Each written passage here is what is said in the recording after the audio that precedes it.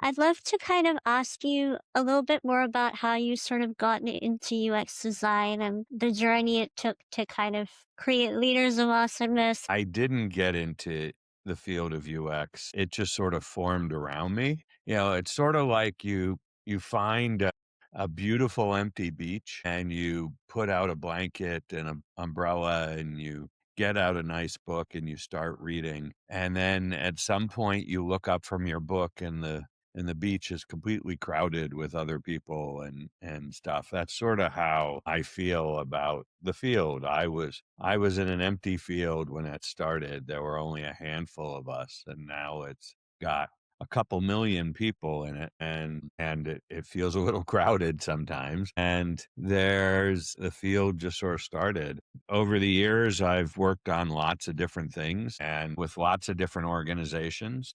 And a few years back, we started working. I've always been very, very interested in how UX people have deliver great products and services. How do we get organizations to produce things that are delightful and improve people's lives? And uh, at first, it was figuring out just if you could do that at all. And then when we figured out that you could, figuring out why lots of companies don't, and then what it would take to get them to do it. And over the years, just sort of focused on different pieces of that puzzle of how do we get people to basically do the deliver the best products and services, best designed, best functioning,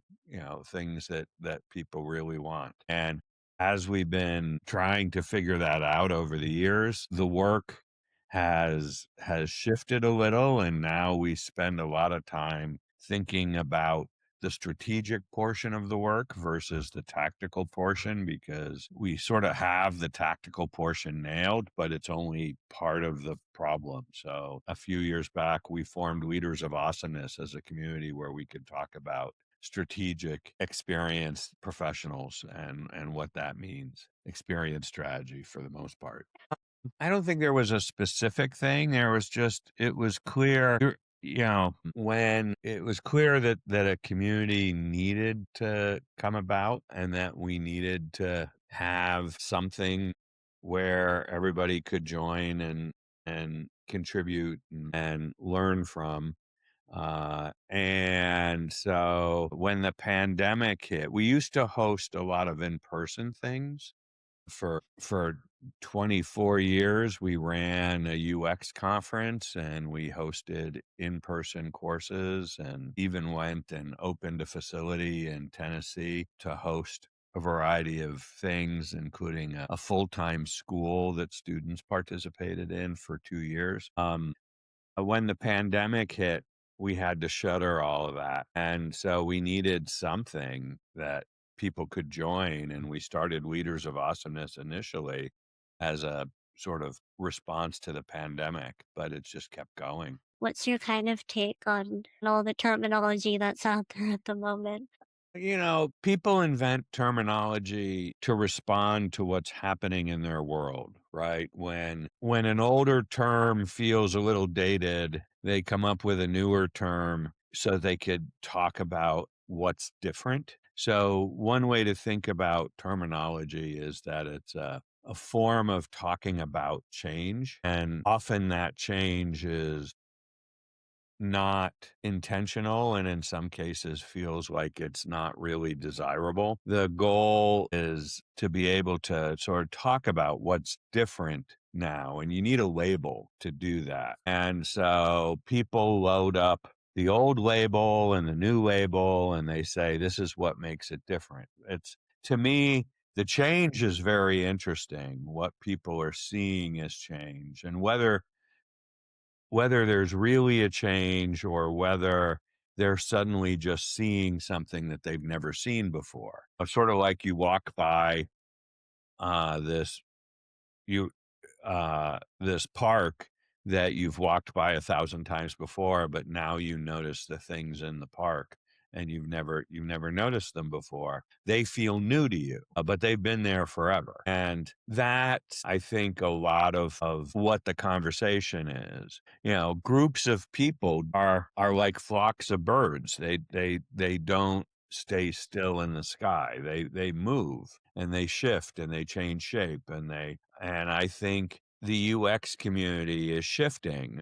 There have been some big shifts in the last 4 years, and I think people are responding to those big shifts. There are now, 5 years ago, there were more job openings than there were available people to fill them. So all you had to do was go into a darkened room and whisper, I can do UX. And recruiters would materialize out of thin air and start making you job offers. People didn't really have to work to find a new job. They just had to announce that they were available, and somebody would just come along and snatch them up. But because of a whole bunch of things that happened over the last 5 years, there are now way more people looking for work than there are openings.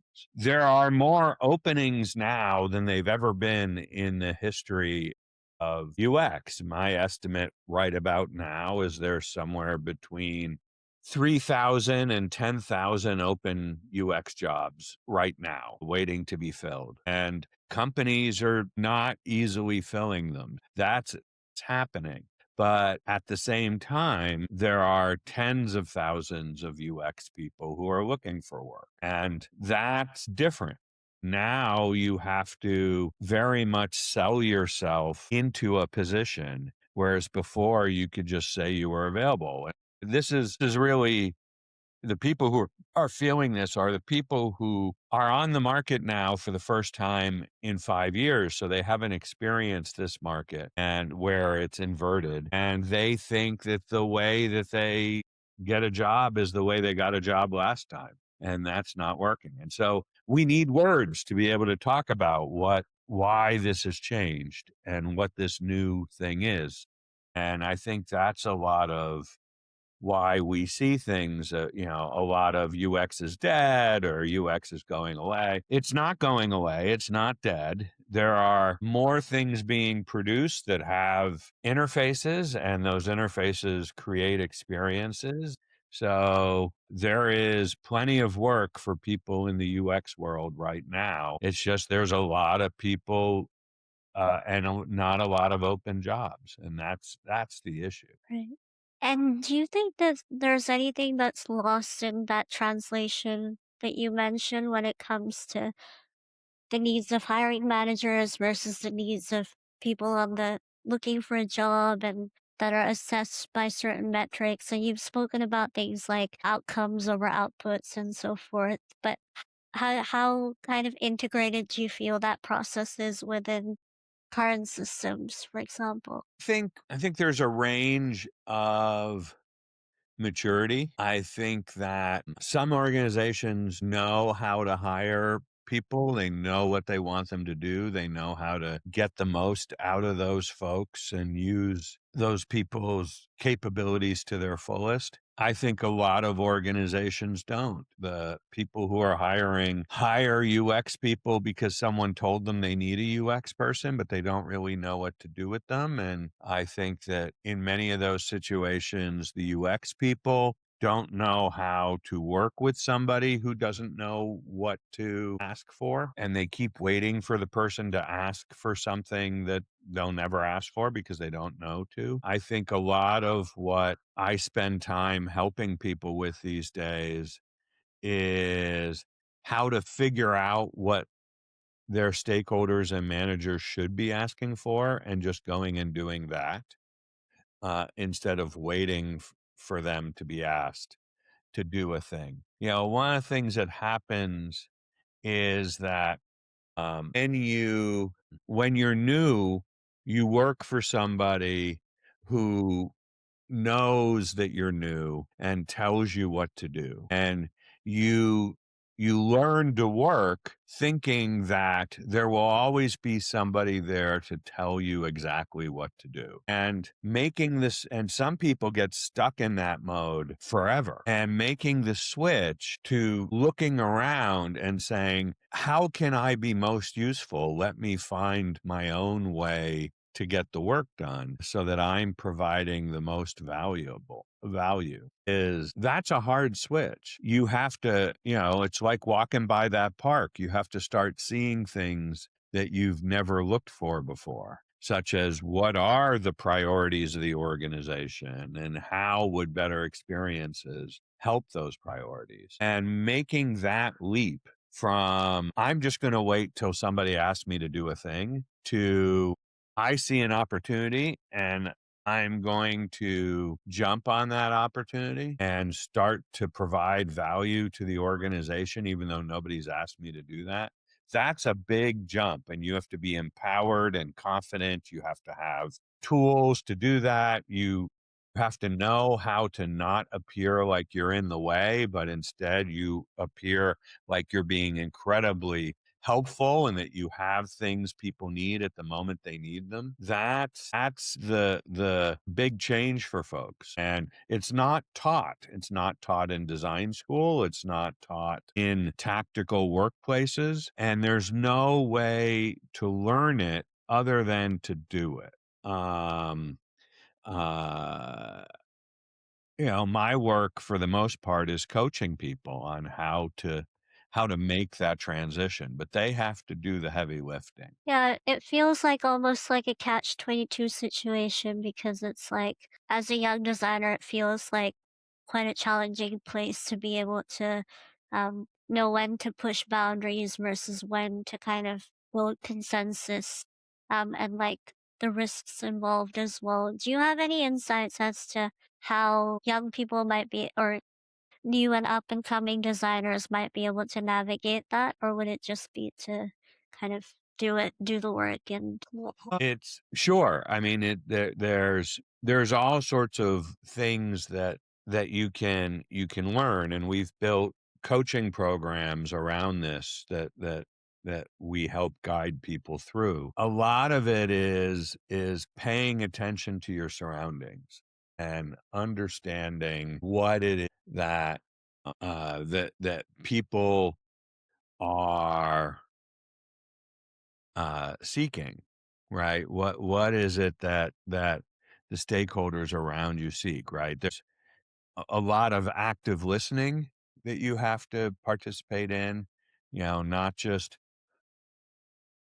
formulating your next comeback to whatever the person is saying, but actually listening to what they're saying and hearing where they're coming from. It's responding to the idea that there's a if someone pushes back on something, if someone says, we don't want you to talk to users or don't work on that thing because it's not the thing that we need you to do right now, there's usually some perceived risk. Almost always when a stakeholder pushes back on an idea, it's because they perceive some sort of risk.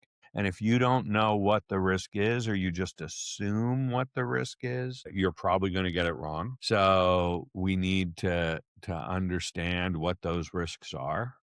That's a that can be a challenge. right.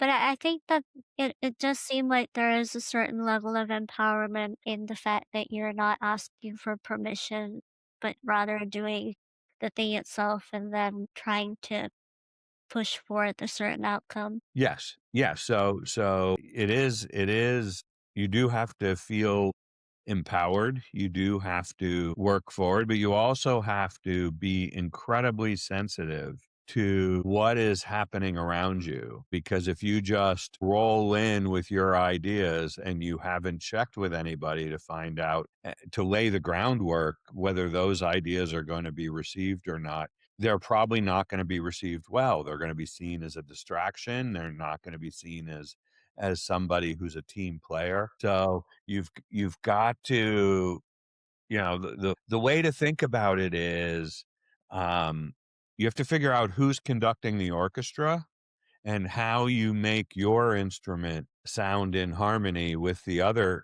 musicians who are all doing their thing at the same time. And so it's really a set of skills of listening and watching what's going around you and then getting into the stream and contributing as a member of that without waiting to be asked, without asking for permission, but at the same time contributing what's really valuable and needed. That makes sense. Thank you for sharing that. And just building on that, I suppose, when it comes to things like dark patterns and I guess a misalignment in terms of competing needs, do you have any wisdom on navigating that process? Can you say a little bit more about your question? Sure. So essentially, I suppose, where do you think the line is between being able to design something for efficiency versus design that can be kind of exploitative or more focused on outputs, for instance?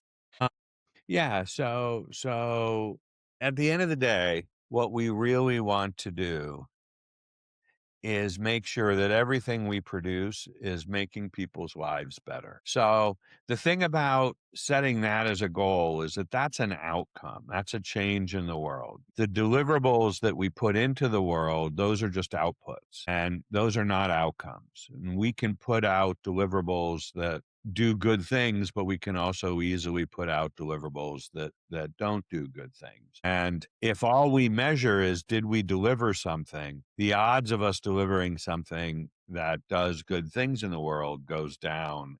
Um, that is that is a big deal. The thing is that when you're in a sort of reactive tactical environment, your head's down just trying to get the next delivery out the door, and then as soon as that's done, there's another one following it, and it's basically a factory, and you're just on the conveyor belt doing the pieces of the thing, trying to just keep up with the conveyor belt that's coming at you and sending something out. And the quality of each of those things stops being where you something that you focus because you don't get any more benefit from producing good quality work, which takes more effort, than from producing poor quality work. So the end effect of all this is the outcomes become mixed. Some of the stuff you produce is good, some of the stuff you produce is bad. Things like deceptive patterns in the design are seen as just as effective as thoughtful patterns where everybody wins. And the next thing we're optimizing for cash flow. And that's fine. It's good to be profitable, but the challenge is that we need to be profitable in a world where the things that we deliver are highly valued. That's actually the way to be the most profitable. So the you need to be able to reframe the work and talk about things in terms of how does this make people's lives better? How does this improve the world that we're in? And it's possible to do that. It's just a lot more work. Think about AI. It's very easy to produce AI products that make the world worse. It is very hard to produce AI products that make the world better. And you have to be willing to say no to a lot of things that could have short term positive gains just to be able to say, no, that's not going to make the world better. I don't want to participate in that. And so that's a lot of where we're at. Do you think that delight is the best way to measure improving lives? Do you think that the fact that we've been focused on improving and creating delightful experiences is the way to go when it comes to improving lives, or are we missing something? Delight's a funny word. I don't think absolute delight is the goal. But when we make things better for people, the word that seems to best explain that is it's more delightful, right? Take something along the lines of a website with information about dealing with cancer. We can certainly make that information repository frustrating, right? We can make it so that the things that the person is looking for, they can't find, or when they find it, they can't understand it. or it doesn't feel complete, or it's too slow, or it doesn't work with the accessibility accommodations they want to use. Even the type is too small or the contrast is wrong. And the net effect of all that is that it feels like it is working against the user. And we can sit and eliminate that frustration. We can make the accessibility better. We can make it easier to use. We can make it easier to find things. But when we've eliminated all the frustration, what happens next? And we can think of that frustration as basically usually being caused by three things, where the user expects it to do something and it doesn't do that. So we've missed their expectation. Or they need something from us and we haven't provided it. So there's unmet needs. Or the work that it takes to use whatever it is that we build is too burdensome. So there's unreasonable burden. And if we eliminate all the frustration, we get to this point where it does what we expect. It meets our expectations. It does what the user needs. It meets the needs, and the burden is reasonable, right? That the amount of effort it takes to get value seems like a good trade-off for the value that you get. There's a restaurant near me that makes a great pad thai, and if I want the pad thai, I have to order it and I have to pay them and I have to go get it. That seems reasonable to me. It's a good trade-off. So that is where we can end up if we just focus on the frustration part. But what happens if we keep going? And this is the interesting thing, right? It's not so much that I'm trying to make cancer delightful as much as I'm trying to make getting the answers to your questions easier and more delightful than what it was when I made it frustrating. And what I want to be able to do is exceed the user's expectations, anticipate their needs, and eliminate any remaining burden. And if I can do those things, the word that keeps coming up is delightful. I don't know if that's the right word. There might be a better word, but I haven't heard it yet. Does that make sense? That makes sense. That really does. And do you just, I guess, in a similar thread of thought, do you think that everyone can be a good UX designer? Yes. That doesn't take any, yes. Yes, I believe everyone. I believe everyone is a UX designer. We're always creating experiences for ourselves and other people in our lives. Um, my wife took me out to dinner last night. She's an experienced designer. And it was a lovely dinner. I'm so glad she did that. So, and we have cabinets in our kitchen where we have put all the dishes and pots and pans and plastic containers and cooking instruments. And we've created an experience for finding those things and using those things and rituals for putting them back when they're clean. All of that's an experience. We go through life creating experiences. We do it in the workplace. We do it at home. We do it in schools. So, and everybody participates. You don't get to sit back and let somebody else do that. So we're all experienced designers, whether we're good at it or not, and we can all get better at it. So yeah, everybody's a designer. Everybody creates experiences. That's very reassuring, I think, for a lot of us. And yeah, I suppose, would you have any advice in terms of, I guess, do you see UX designing as changing over the next few years, or do you think at the heart of it or at the core of it, the core function of a UX designer is still what it was back when you started? I think it constantly changes because the world we're designing in constantly changes. When I started in this business, nobody thought about design as a business function. It was not something anybody really had paid attention to at the time, beyond what we would now call industrial design. People would pay attention to the shapes of things and the curves on things, and that was very active through in the years before I paid any attention to design.